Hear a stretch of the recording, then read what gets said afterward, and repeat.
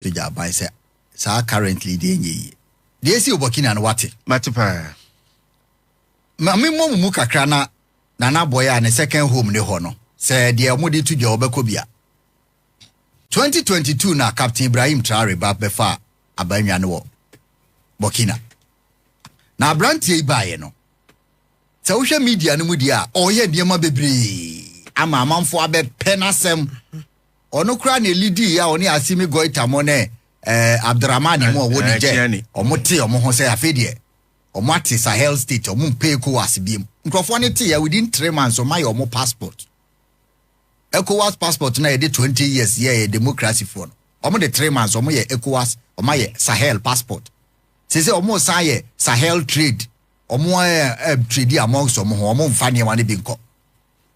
omo gold bibia omo de omo nsa to so omo pesa aban bia beba befa bia konegman nti amanfo ani age se na ade na Africa yentumi nyewe na no adai Ibrahim Traoré oda bia wona Tuesday ya etwamu omo koye ku omo security minister friend Mamadou Sana and a report to say some terrorists come person be ship presidential palace no omo de fake patrol come be twa ho ahia twagya atum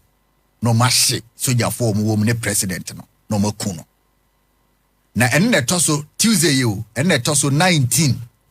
say 20 assassination attempts since or by nkruma de na in almost 3 years so nkruma nya assassination attempts almost 13 and say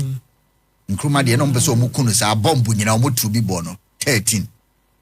and we de na say 3 years no 1920 attempts on his life. Oh remember. Yes. Ni fire de kan ho asemi. Asimi Goita. Aro se check kokko no. Medel Asimi Goita ne Mali. No on se Goita le se green no. Green no. And medel na yeb Niger. Chiani Abdurrahman Chiani. And Ibrahim Traoré is ha. But Traoré na be very popular because on the 7 years. Young guy. On the sawum. Na anema oye Burkina no say Ghana ne Burkina border no so mo amutwam ho no mo hu. Immigration border bi a wire hot is a bruchi kwan ne bom 4 na obia ni obetime wura Burkina untua sika momo nti akwa na yasa ne ma ne nyina no na obia bi factory de ama ne ho abeda nso kra ye se Mali for dey say gold no so mo je 35%. Traoré de waje 100%. Na US for gold mine bi ho wotua 90 million mo no waje ne nyina $90 million waso wato wa nationalize all the gold reserves. Omo na etu so omo nkoton raw gold biem na asem kase ni nyina ne se de oye nyina no se ha adwen ha France for France embassy ho no omatum omo ne France for ni twaka bia first na omo jeje omo national budget a omo sika ni nyina omo jeje revenue aje so omo de koma France na France for atibia ma omo policy of assimilation ti omo am national money no omo bedi no France for na kire omo se mu bedi sei mu gold uranium yes amode ba ha abrante na twane nyina mu na babia na omo import niam power US force Burkina force omo fa ndi agro omo credit free US wa ban se omo nkra force biem en free US omo abe omo ntade enti school nkra ntade omo hye nyina no omo pretend wo fie Burkina ho companies na abrante dia na odi bai afedie ku na eba na ano no nkrofo na omobeye no yesi ye pamo omo a yekochi omo omawura Côte d'Ivoire Ivory Coast na yesi no yesi current soldier for no mudi na chi no na former ones no makabom ndize nkrofo na mudi na chi ni nyina ebi fa ne ho plan ompeso omotu no na 2019 attempts de so ma try na akwa no yesi ko mfrene Gandango se Burkina so de adru abe no nti jese bia wotu ne na achi se okọ Hanoi de se kwa me kromanza no moyi no bakanka nyame no hye ne ho wonam kra wudimi chi ano ne nsam nyina adru ititare ho omo nya no ne de afedi America for ababonte da before say America for babonte no nano ye wan ye hu say demonstration bia start of France Burkina for mote France say omo president no mo mpe no na bosha wodi share omo no wani so do mo say na mo kra mu ni mu ha ti bosha be ni asemo a ye ni so krofo ne de mo mame France protest no pictures omo so omo mpe no omo ye demonstration na soldier for no be free omo say omomra omamu ho na nka ni omomeye na yente. I like that. Say ja for no to nkra ma omo say oh say omani ye chechre timomra na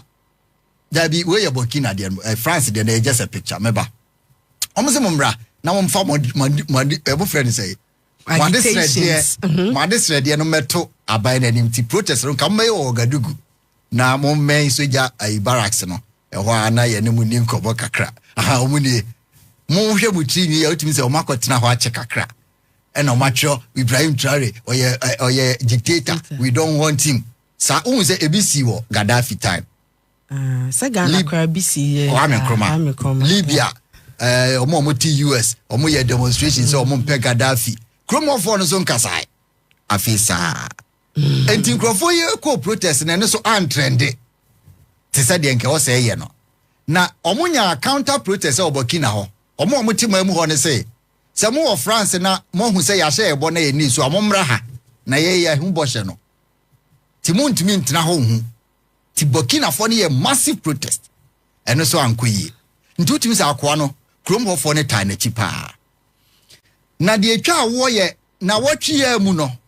ku no esiwie ye no US omo army general soldier pani a wo US na ne din ya Michael Langley oye tuntum o pacho na da so yi ono ye nua tuntum o hwe ne body akwa no tim se soldier no wadi akodanim post no kosro general Langley papa ine da ho no no ni US top politicians no ma frɛ na koshia Minister of Security ne hwan no asema kwa kache omo ne say the next country also mo invade ye Burkina patcho video ni live adan ya say gold reserves na e wo say boa oman mu hofo no Ibrahim Traoré nko ade enriche ne ho what they enriche ne ho ye benya nipa bibini aye yusu bibini and omo say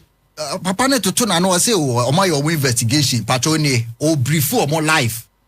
say gold reserves na wo Burkina no makoye investigation who say Ibrahim Traoré one soldier for no kwa na mo ye dey omo dey enrichi omo ho nti omo US for no omo pe Burkina for na sempa. Okay, Ibrahim Traoré no free he oye Burkina for leader allo dey ni chrome gold enrichi ne ho nti America for ba be America for ne say so wo dey boa Burkina for no omo bo omo ho awi na o dey asem ina bibo say no yentimi nka asem we nya because ye ne omo nyina ye ebo hye sure. Now, Satua Burkina for no essay. America for the ben no mo pay yasem say. Mo do ya ni enim. Because you go di mo be fa mo na mo de ko. Na mo te kakra bia bre na papa iba ye no. Mo wo gold refinery na Traoré ko ho no.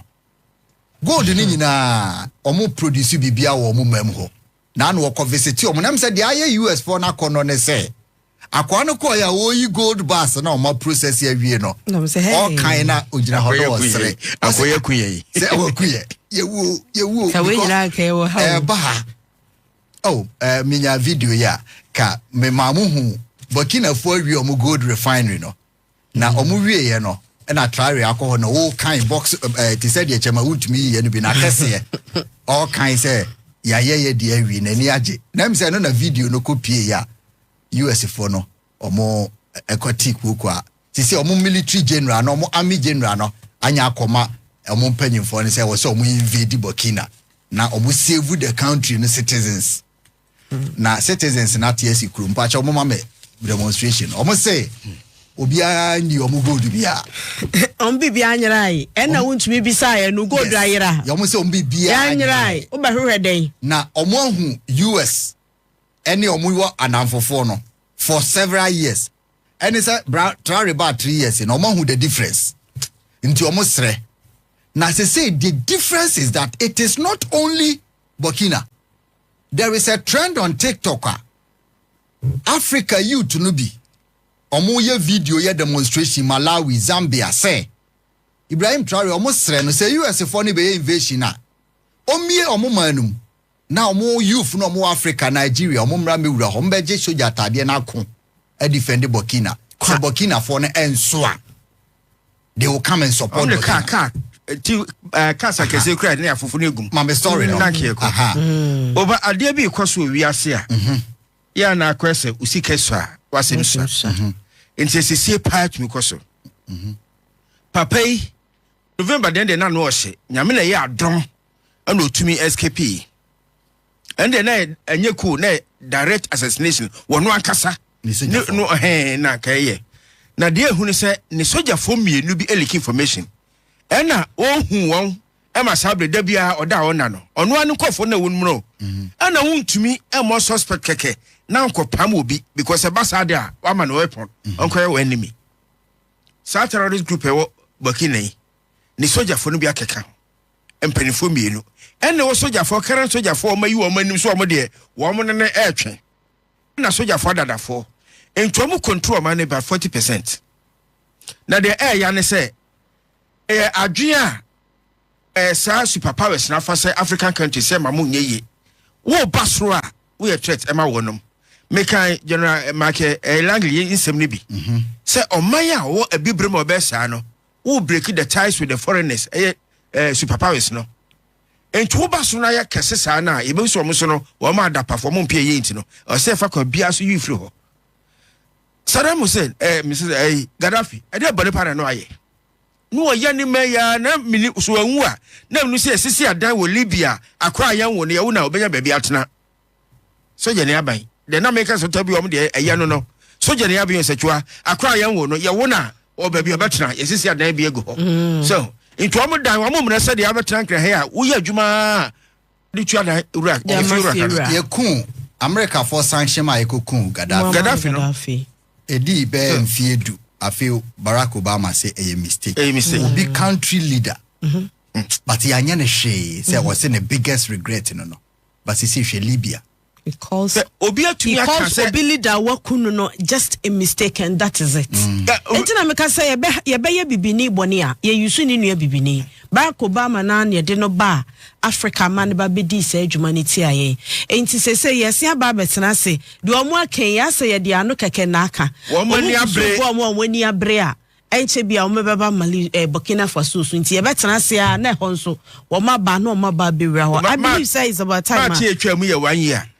Ena ICC International Criminal Court ka say yenkwachi Putin. Ebesi ne why na kwachi no? Ebesi ne 1 year pa home abuso mienu o say ebeguso. Ye hu se be ma bi aka no. African leader Koma so na to mutuam na obi akasa nsem hu we yenkwachi papa we yenye yenyini fi ho. Omo ka se ye be eliminate anya se akwacho president ye ku ye moayira. Na obi antumi ka hwencha America fo. Obi abon homodin say mu company ho no wa be stop mu nti. Hwe Ghana tama oil refinery na nse no mo sha se revive bio enfia be se do na enye dwuma bio enso abranti ya ba me no mo refinery so wa ye god de no ma ye wo mo ye so me se bo obo no modin no na eya me ya se na enya leaders wo be kwa akokun bia na o metu me mu anu fo me de me peniti metu fo me wo se e basa na wa cho any video no dey pa cho mo Facebook amon hwe omo first production of refined gold yan ye tu ye de na abrofo na ebeji komaye gold box so na si ho no na o refine awie mo de abekire mampanyi na we na mse okoyi ya krofo no kuku apai no France force su o ma so o independence no